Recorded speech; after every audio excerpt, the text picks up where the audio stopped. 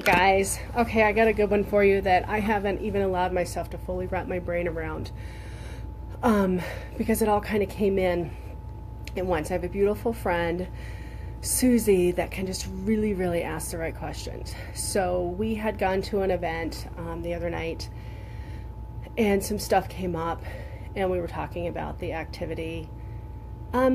Actually, not even really in Charlottesville, but just kind of with, the racist stuff that's been going on.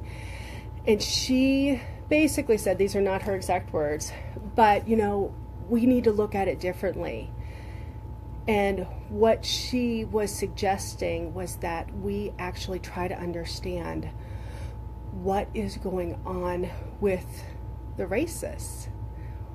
What is it that's causing them to have so much anger, hatred, frustration towards anything that's not them? And she's like, that's where we need to go in and get dirty. And I was like, oh, seriously? We can't just blame them? We can't just put them in the damn box and say it's the racist's fault? I know, I go in and out with these things where I get really good and vibrate really high with these conversations, but other times I just want to put them in the box. It's the racist's fault. It's their fault.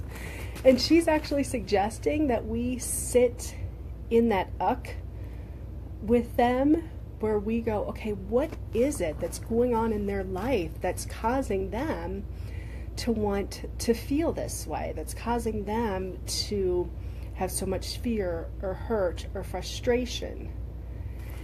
And that's a deep one. And so I even had to have her repeat it. I'm like, okay, say it again. And so let's think about that. What if, instead of putting them in the box, we sit in that? What is it within their lives that's causing them to feel the need to make themselves feel better by judging other people based on the color of their skin or their religious beliefs or anything like that? What is it? So we could just say, the easy answer is it's the race card. We could blame all the drama on the race card. But is that really the problem? So I'm going to go in and pull the Byron Katie card. So is it true? Are racists the problem? Or is it our inability to want to sit in each other's and understand one another that is the problem? And that one fits a little more, doesn't it? Isn't it easier just to say it's your fault because you're black, it's your fault because you're Jewish, it's your fault because you're a racist?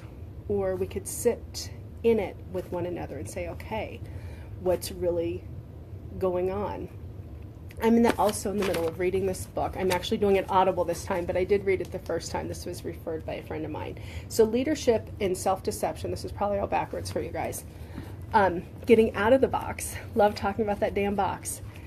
And one of the questions, or one of the things that it forces you to look at, is we only believe these BS stories after we betray ourselves. So after we get frustrated with ourselves for not stepping up or not doing something, we have to turn it around and make it someone else's fault.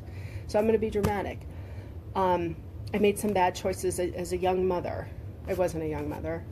Anyways, so this is just an example. I made some bad choices as a young mother, so I'm going to take it out on my child so that I can feel better about my bad choices. Or I made some bad choices as a wife or as a friend. And instead of sitting in my bad choices, I'm going to turn it around and make it someone else's fault so that I feel validated in my self-deception. I know I'm not really bringing this all together. I guess this is more just about a thinking point, more about us getting a little bit more uncomfortable. But instead of placing the blame card, let's place the, why is it this person feels the need to think this way so that they can feel better about themselves? Okay, that's it. Thanks so much for taking the time. Stay blessed. And thanks, Susie, for pointing that out. And if you guys aren't familiar with Byron Katie, get familiar. And that's it. Thanks.